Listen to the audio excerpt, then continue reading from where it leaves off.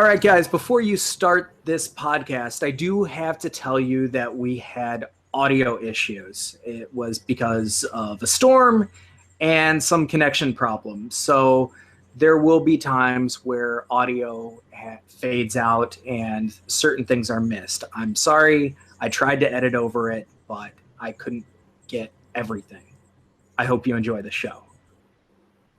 Hi, this is Ren, your editor and host of All Walks of Film, and today we have a special guest. I guess that's my cue.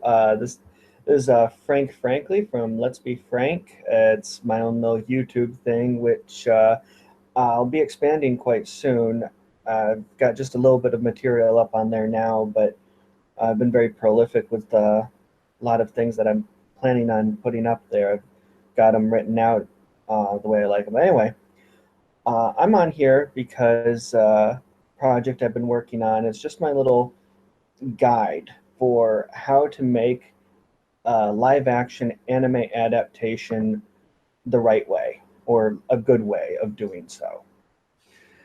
Yeah, and I'm sure you've seen in our feed, we've pretty much gotten our a new one.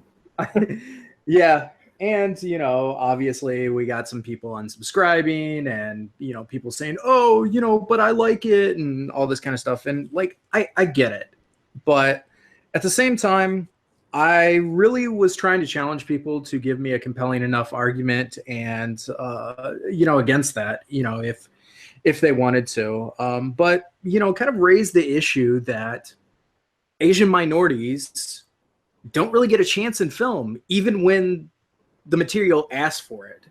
And I just think it's kind of messed up. I mean, I know that Asians are only 5% of the population, but think about how many people are Chinese in the world. I mean, come on, like there's a lot of people that can be used for those roles. And besides, being a little true to that, it would be a healthy change. All right, so let's get into it. All right, so for the record, none of this has anything to do with race. So you don't have to worry about any of that. This is my anime adaptation guide. First off, the story should be a side story. Like when you're watching an actual anime movie, where it's still animated and everything. For instance, Dragon Ball Z, The Tree of Might, how it's just a side story that takes place like in between seasons? Well, see, that's how we should start with doing the anime adaptations because of the time frame that takes up. We can't really fully redo an entire season or whatever in one movie. And especially not if we're just starting with that. Like, think of this more as like a trial and error moment. This is kind of like proving ground here. If you can get that part right, then maybe have that same group start remaking the story chunk by chunk. Part of me is a little scared because I'm like, side stories that kind of like leads to like beach episodes, and nobody likes a beach episode. You're talking about filler. Yeah. So I think the only issue with making a side story is when you do that, the stakes are automatically lowered. And when you're trying to release a mainstream movie into the theater, you want the stakes to be pretty high. Usually, yeah. Although you could take an anime movie they've already done and remake that with live action. See, that way they've actually got a template of sorts. The second rule, I call it the 10 episode rule, is that the main actors, the writers, the directors, the special effects people, and producers should be familiar with at least the 10 latest episodes of the anime that occur before the side story that they're doing. So basically, if it's at the end of the first season and then they were doing whatever the side story is, the main people involved should at least have seen the 10 episodes before that, so that they at least get an idea of the characters, the motivation, the mechanics of the universe they're in. That could make or break the movie right there. And ask any fan. The only issue that I have with that is studio heads and people who work on projects oftentimes tend to be pretty lazy. It's one of the reasons why comic books have gotten so successful as far as being adapted into film, is because instead of actually reading it, you can just read a couple pages of a comic book. And I swear that's how movies seem to be made nowadays. Because if people actually read some of the scripts that they're pumped for these adaptations, I know that there's some people who don't care, but like part of me is just like, how do you approve of this? Like, how do you read this and go like, oh yeah, it's dumb entertainment, you know, let's make it. That's exactly the kind of problem that this list seeks to overcome. Yeah, I mean, well, I definitely think the writers should have that role. I think that should be mandated to have like a certain knowledge of the material that they're writing. I mean, so oftentimes I see with these adaptations, it's just like, so you didn't like do the work or anything. You just kind of like watched one episode, watched the movie, or you know, read a little bit of the comic. You pretty much did everything in about 3 hours, didn't you? Well, there Yeah, have it been looks like some it. instances where people were given a project like that, and they're like, "Oh, I've got this story of mine, and I'm just going to put these characters into that story." It's like, you know what I'm talking about? Yeah, and sometimes that works. More often than not, I see it not working. Yeah. But anyway, my point is that they should know what it is that they are like, especially like the act. To some degree, maybe 10 episodes is a bit much, but I think that the actors and whatnot should have a feel for the characters they're doing. And I mean, at least requiring them to watch a little bit of whatever it is they're doing is important. This brings us to the third rule. I call it one true fan rule. And it's at least one of the people in a position of authority needs to be passionate about the series.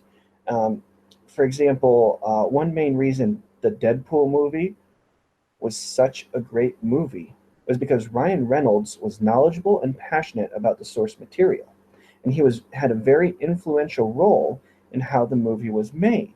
Though it's not an anime, it's a perfect example about how that passion makes a real difference. I totally agree with this point because so often I hear people say, "Oh, I'm a fan of this," and then you look at the material and then it's like, well, okay, I do understand that some people might be fans of something, but like not understand the meat and bones of like how. Uh, a great example is Zack Snyder saying that Batman v Superman was inspired by The Dark Knight Returns, and like you read it and all this kind of stuff, and I'm just like, so you read it. How many times did you read it? How's your reading comprehension? um, and Damn. yeah. I mean, just watching it's like, well, you got bits and pieces, but like, I don't think you really understood the material, and you probably could have hired a writer that could have broken it down for you. I was really shocked to find out that David S. Goyer worked on the script, as well as the writer from Argo. I'm sorry, I don't remember his name right now, but I was shocked that those two people worked on that script because, okay, so David S. Goyer worked on the Dark Knight trilogy. So you had the same guy behind the Dark Knight trilogy writing, and he produces that. How the fuck does that happen? I think it was just All right, Zack so Snyder just set like a low standard or whatever. the next one is keep character introductions concise. Because let's face it, we already know and love the characters. There's no reason to throw over the top, unrelated introductions like in Suicide Squad. Um, there's some important stuff that you should have. Like if you have a flashback, it should have at least a little relation to the story, mind you. But by keeping out the whole crazy introductions and everything, there's plenty more time to elaborate on the characters in real time through storytelling techniques. Like you can flesh them out without, I guess, what is the term? Fan service. So I got a question for you. Have you seen Mad Max Fury Road? And no, I've only seen the first one so far. Okay, so you don't technically need to watch all the Mad Max movies to enjoy Mad Max Fury Road. To me, it's just going back sometimes.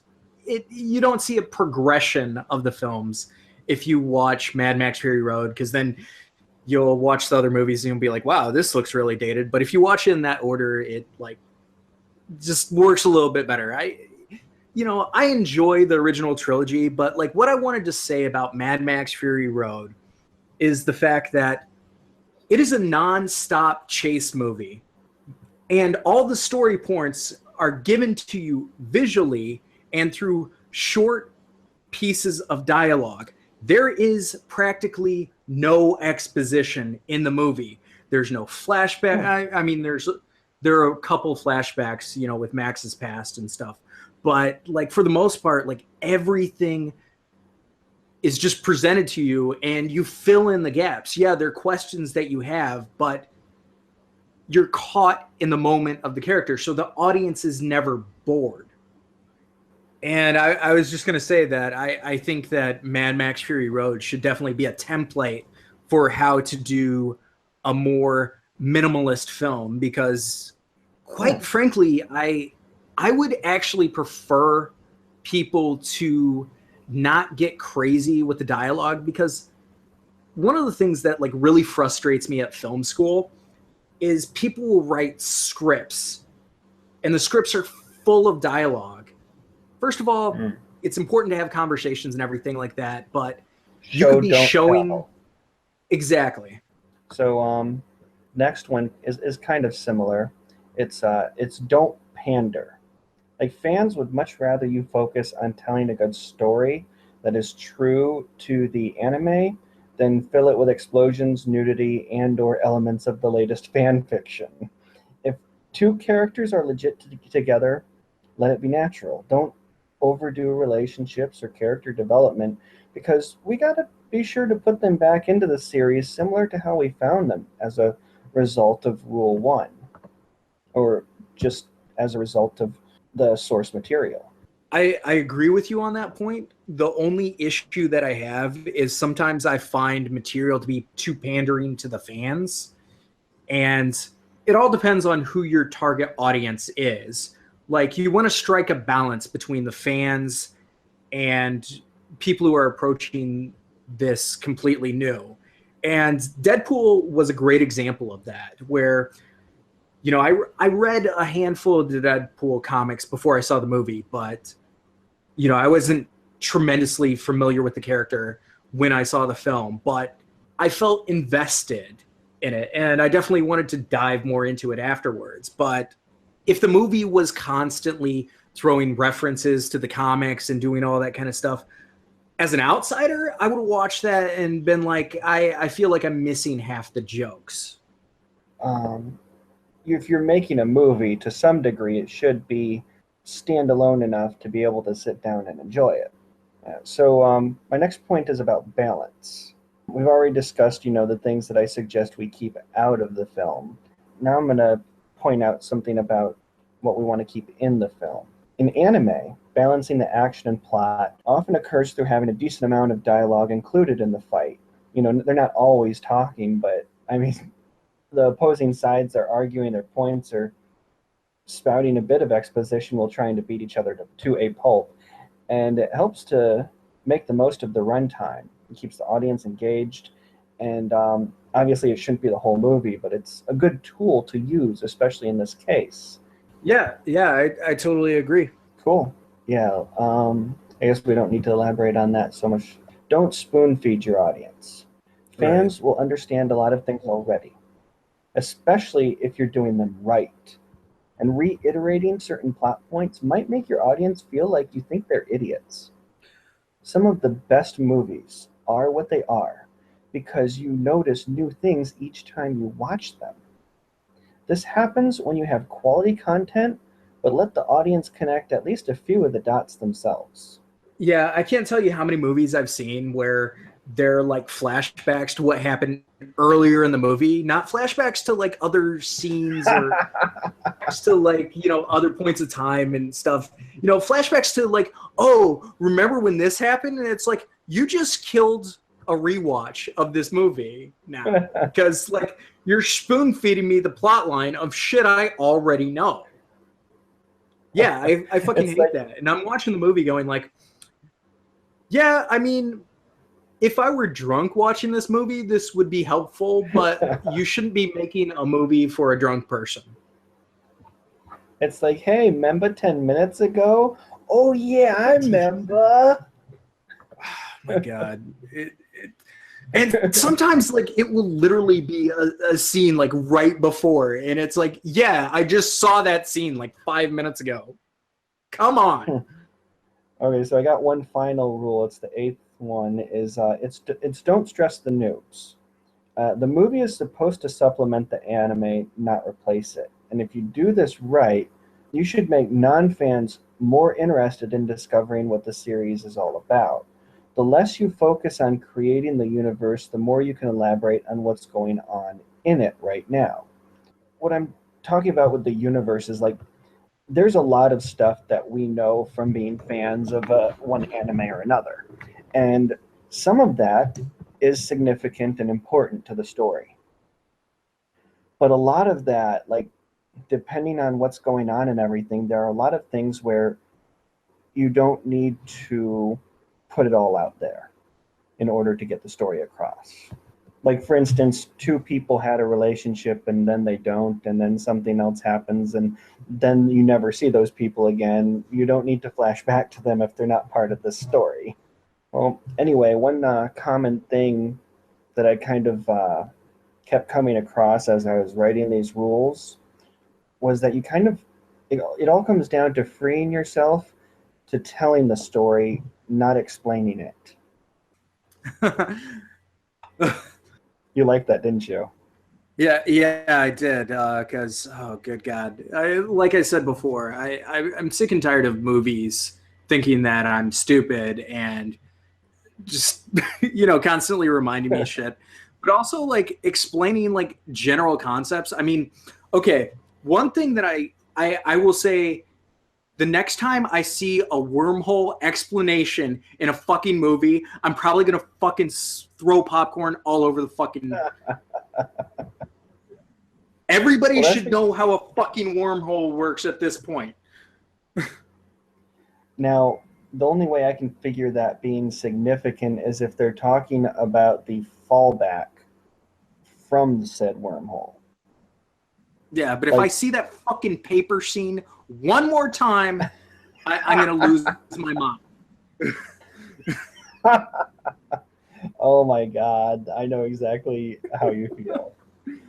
You talk about like making an adaptation of an anime. So I'm curious, what anime would you actually decide to adapt if you were going to adapt anything? Well, my favorite anime is Code Geass. But if I was to remake something, I might remake something that is more mainstream, such as Naruto or Bleach, which haven't been live action remakes yet. And they're more mainstream. So if I wanted to suggest something that might work, I think that as far as cinematic value, the Code Geass series has a lot of potential because there are giant robots in it, but it's not too focused around the giant robots. Like, it's like a cool element to have, but it's not the key feature. There's depth and story beyond that. So yeah, it was great having you. I definitely would like to do another show. Maybe you can pick another topic. It can be more about anime. Hopefully it can be a broad topic if you talk about that, because like there are a lot of anime out there, and I, of course, haven't seen most of them. So, Yeah, I'm always glad to be a part of this. I like your channel. I like you as a person, and I look forward to being on here again. Pop a link on here to my channel. Check out Let's Be Frank with Frank Frankly. I'll be adding some new material within a couple weeks. It was an honor to be on the show, and I look forward to the opportunity to join you again. thanks for coming on. So that's how the show went down. If you want to hear more podcasts on this channel, please put in the comments below. If you'd like to see something different, put that in the comments. If you would like to be on the show, and if you have a topic that you would like to talk about, contact me at allwalksofilm@gmail.com. Unfortunately, I'm only available on weekends. If you would like to support this channel in other ways, you can go onto our Facebook page, follow our Twitter, or even support us on Patreon, which would be amazing. Thanks for listening.